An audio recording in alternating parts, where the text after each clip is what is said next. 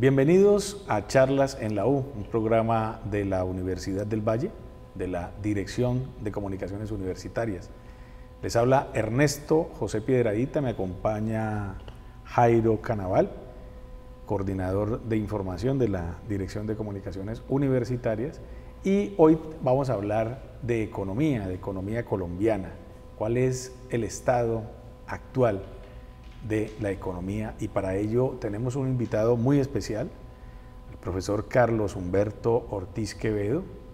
Es doctor de London School of Economics y docente de la Universidad del Valle por un espacio de 35 años, profesor titular, ¿no? Sí, Ernesto. Profesor Ortiz.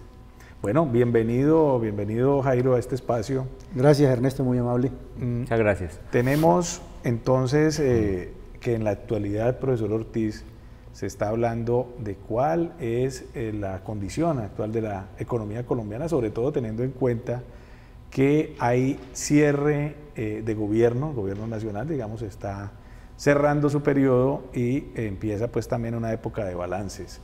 Se habla de que la economía colombiana creció en el año 2017 en un 2%, y que es, digamos, en términos de lo latinoamericano, un buen balance. ¿Usted cómo ve esos análisis que realiza tanto el Ministerio de Hacienda como entidades como Fedesarrollo y otras que, digamos, tienen como objetivo pues, estar dando cifras y datos sobre la condición económica del país? Bueno, en primer lugar, quiero agradecer la invitación, Jairo, Ernesto, al programa, y ya entrando en materia, pues sí, 2% es un ritmo de crecimiento positivo que se compara bien con el crecimiento, por ejemplo, de nuestros vecinos, ni qué decir de Venezuela, que está en recesión. Pero sin embargo, si lo vemos desde la perspectiva histórica, desde 2011 hasta la actualidad venimos con una tendencia decreciente del crecimiento económico, una tendencia desaceleradora, y eso es preocupante. Estábamos creciendo al 6% en el 2011, ahora estamos creciendo al 1.8, 2%, y entonces eso es preocupante porque si el país no se recupera en su ritmo de crecimiento, pues las posibilidades de salir de la pobreza, de superar todos los problemas que tenemos, de finiquitar el acuerdo de paz, de hacer un montón de mejoras que estamos necesitando desde el punto de vista económico y social, pues será imposible. Profesor, ¿y por qué ese decrecimiento ahora de Colombia, es decir, económicamente? ¿A qué se debe? ¿Cuáles son las causas? Hay una causa profunda que hemos venido estudiando en mi grupo de investigación. Permítame la propaganda, se llama el grupo de investigación en desarrollo económico, crecimiento y mercado laboral, que tiene que ver con 3 factores muy importantes. Realmente son 6, pero digamos los motores del crecimiento económico en Colombia han venido fallando. Nosotros desde los años 70 abandonamos la política de industrialización. Desde el gobierno de Pastrana padre hasta Pastrana hijo, experimentamos por lo tanto un decrecimiento económico sustancial.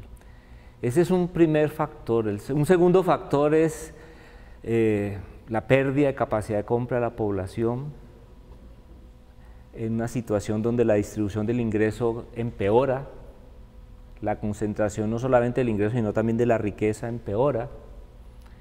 Pues se podrían dar indicaciones, pero también la violencia le ha cobrado, le ha hecho un cobro muy grande a la economía colombiana, porque cuando hay violencia, cuando hay secuestros, cuando hay homicidios, no se respetan los derechos de propiedad, el derecho a la propiedad fundamental que es la vida está en cuestión, evidentemente se compromete la inversión, se compromete la acumulación, y finalmente, digamos, para hablar de los temas más gruesos, también está el problema de la ineficiencia del Estado, el gran costo del sector financiero y la corrupción. O sea, es, digamos, una multifactorial, exactamente, multidimensional el asunto. Sí. El que diga aquí tengo la solución, está equivocado, Claro. es un problema multidimensional. Pero, por supuesto, y lo decía usted en un artículo reciente, en una publicación nacional, lo planteaba, el asunto de la violencia y, por ejemplo, de que en este caso ya no exista guerrilla de las FARC, digamos, es un asunto que juega en pro del crecimiento económico nacional. Yo sí creo, por supuesto. Las cifras de turismo del año pasado son reveladoras. Las noticias que se tienen acerca, por ejemplo, de la creación de nuevos negocios que antes eran imposibles, como por ejemplo, no sé si puedo decir palabras en jerga aquí en este programa, los pajarólogos, los que les gusta ver los pajaritos. Ornitólogos. Los ornitólogos, exactamente. Eso ha traído un montón de turismo extranjero, claro, especializado. Han surgido nuevas empresas especializadas en este campo porque están pudiendo visitar zonas que antes no se podían porque eran zonas rojas,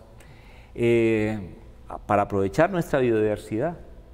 ¿Sí? Eso es una muestra de que, pequeña pero significativa, de cómo la paz es importante para el crecimiento económico. Profesor, pero hay muchos analistas que hablan de que los precios del petróleo, la caída de los precios, que en este momento están subiendo nuevamente, son también la causa del decrecimiento económico que estamos viviendo. O no propiamente de crecimiento, pero sí la merma en el crecimiento económico. ¿Es realmente el petróleo un factor importante?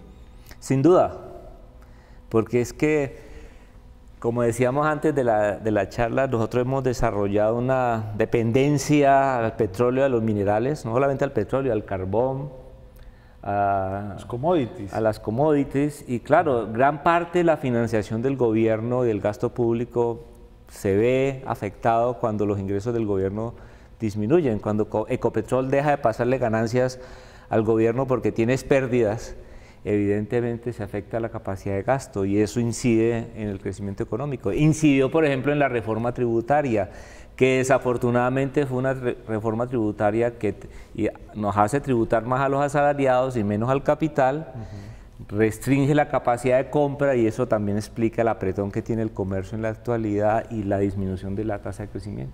Profesor Ortiz, usted vivió en Londres precisamente, estudió allá en Inglaterra, y uno ve, por ejemplo, un país como Inglaterra, un país como Francia, el propio Estados Unidos, tienen en sus industrias culturales un factor muy fuerte de apoyo, de crecimiento, por supuesto.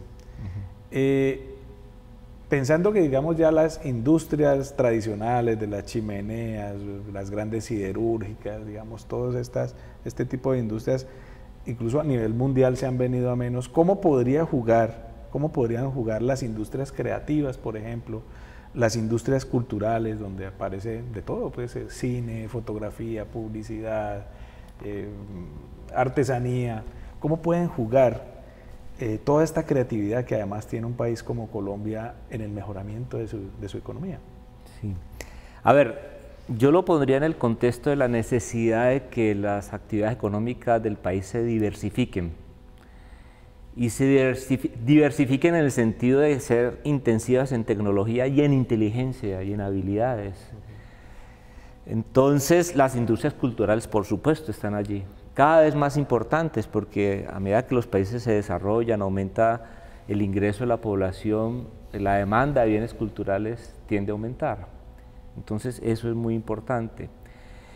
Yo no tendría que inventar nada, no es sino que miremos la realidad de Cali. Fenómenos como delirio, que combinan magia, danza, salsa, espectáculo, teatro, los diversos ferias que tenemos aquí, ballet, boleros, la salsa, por supuesto, todas las escuelas de salsa que tiene la ciudad, que le dan empleo y razón de ser a muchos jóvenes que de otra manera podrían estar delinquiendo, son fundamentales, pero por supuesto todavía falta mucho en términos de educación. Eso no, tiene que haber un proceso, digamos, de formación. De formación que incluya la primaria, secundaria, la educación superior, porque la cultura per se no surge si no existe toda una base educativa que está haciendo falta. Profesor, si le logro entender,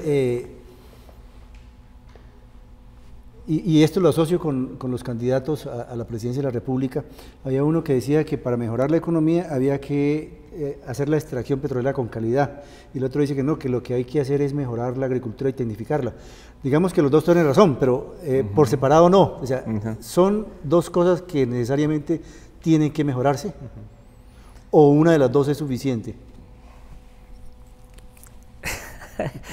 Esas preguntas de Jairo son difíciles. Complejas. Sí. Primero que todo, nosotros no podemos renunciar en Colombia a las industrias que tenemos. No podemos renunciar al petróleo. El gobierno depende del petróleo, como mencionábamos ahora. Tenemos que seguir explotándolo. Ojalá de manera ambientalmente sana, o sea, sin fracking, por ejemplo. No por nada los países desarrollados, algunos países han prohibido el fracking. Pero tenemos que diversificar la economía, buscar actividades que sean intensivas en inteligencia y en tecnología para que aumente la productividad del país y el país salga, digamos, de esa tendencia de desaceleración económica. Muy bien, vamos a unos mensajes institucionales y volvemos para seguir hablando de economía colombiana con el profesor Carlos Humberto Ortiz.